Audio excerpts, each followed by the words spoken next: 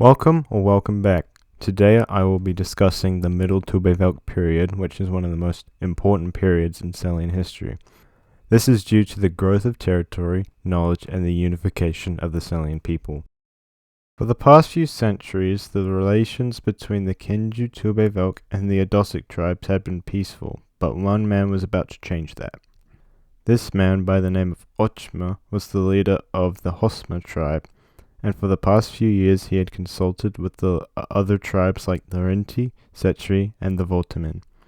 But even though they were hesitant, with them thinking back to the Aethorid War centuries prior, Ochma eventually convinced them to form the Ochmanic League with him at the head. So in the year 575 BID, the Ochmanic War began, with raids on border settlements like Keni Etin, with the defenders able to defend the city for 17 brutal days of fighting before the city fell. News of the raids eventually reached the capital of Hihino, and the Tubevelk starts gathering its armies from the northern settlements to defend itself. With the armies marching out and fighting their first battle in 574 in the Fuklan forest, when Ochmanic forces ambushed a scouting force, killing most of them, and made the rest of the army burn down the forest in order to snuff out or kill the Ochmanic forces. Over the next year and a half, 6 more major battles would be fought, but in 573, Ochma died from a sudden illness, leaving a power vacuum in the League, which resulted in major infighting between the tribes for who should lead. But due to this infighting, the Kinju forces were able to annex the Rinti and Setri tribe, which brought an end to the war for the Kinju Tubevelk. But with the Hosma and Voltamin still fighting each other for control of the dying league. Now heading forward to the year 560, where in the Kunik dynasty, the elderly king Dalma XII died without a successor to the throne, and therefore leaving power vacuum, which sparked the Kunik civil war. This war majorly disrupted trade in the region, affecting both the Ausian kingdoms and the Tubevelks, which brought an end to the Bekwi Golden Age and economic trouble to everyone. But the warlord Tikina saw an opportunity. He went to several rulers and made deals with them that if they gave him their support, he would reopen the trade route. So in 559, he led his newfound army into the war-torn Kunik dynasty in order to conquer land for himself. The first city he would take was Hodkina, which he took with little resistance, and this would continue for the next few cities until he arrived at the holy city of Dorbenhuna, which did not submit, and which began the siege of Dorbenhuna in 557. The siege lasted until 556, with many attempts to break the siege from both the defenders and their allies, but the city would eventually fall and Tikina's army would continue on. In 551, Tikina took the former capital of Gomfan Inta, and when he arrived in the royal palace, he went to the throne room and sat on the throne, and his second-in-command Pihun proclaimed him king. Tikina responded to this by standing up and whispering in Pihun's ear, "I may have my throne, but I still don't have my kingdom." Over the next 11 years, he subdued the remaining territory south of the Shunamic Mountains, and finally formed the Tikina Tubevelk with Gomfan Inta as its capital.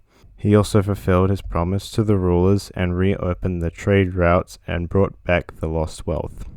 Tikina would rule for the next few years until the year 532. After getting severely drunk at a party, he went outside to the stables to show off a horse and ended up getting kicked by the horse, which killed him. Heading to the Bihinki Tubevelk in the year 497, the queen dies, leaving her 14-year-old son, Kikin I, on the throne. But his uncle takes advantage of his young age and overthrows Kikin, and Kikin flees from the city of Chankun.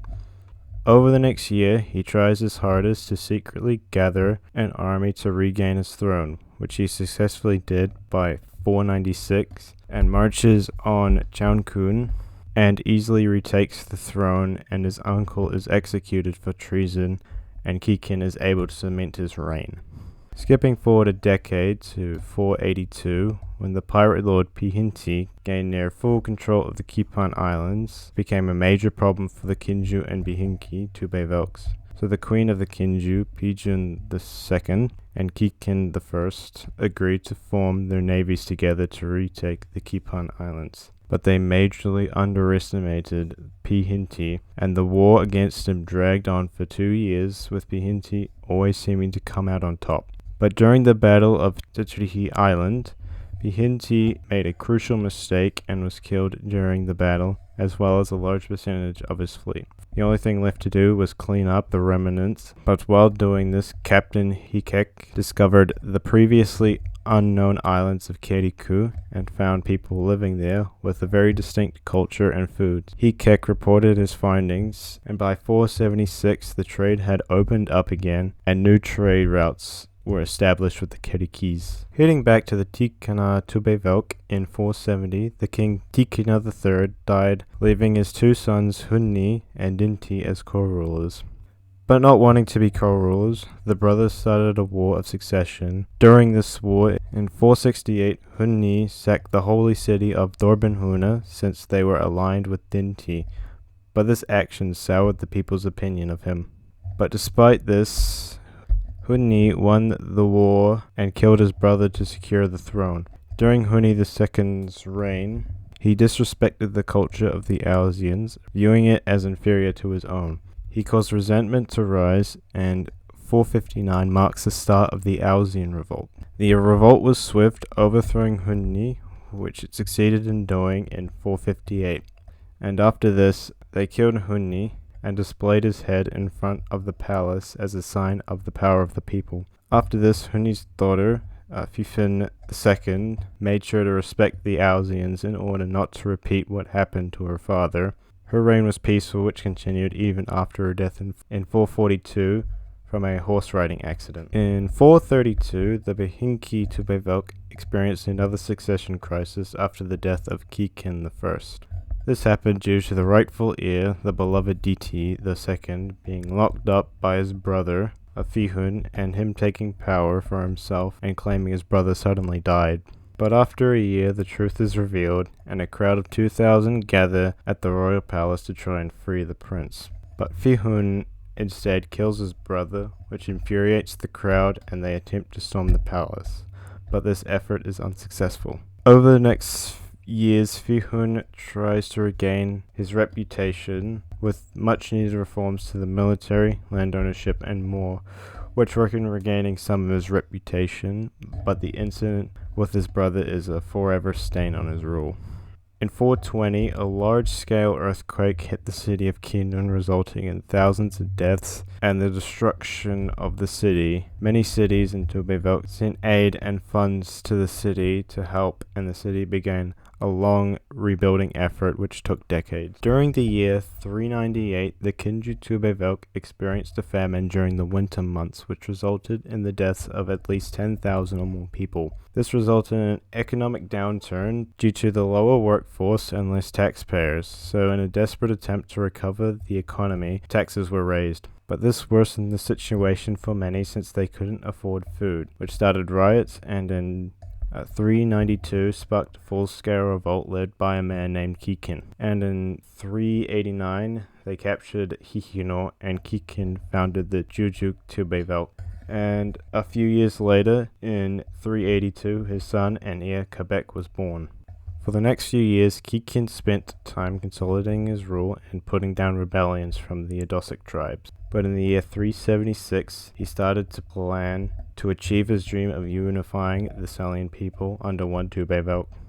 In the year 365, after spending years gathering his armies from both Sellian and Adosic settlements, he marched his army into the Behinki Tubevelk and started the Quebec Wars.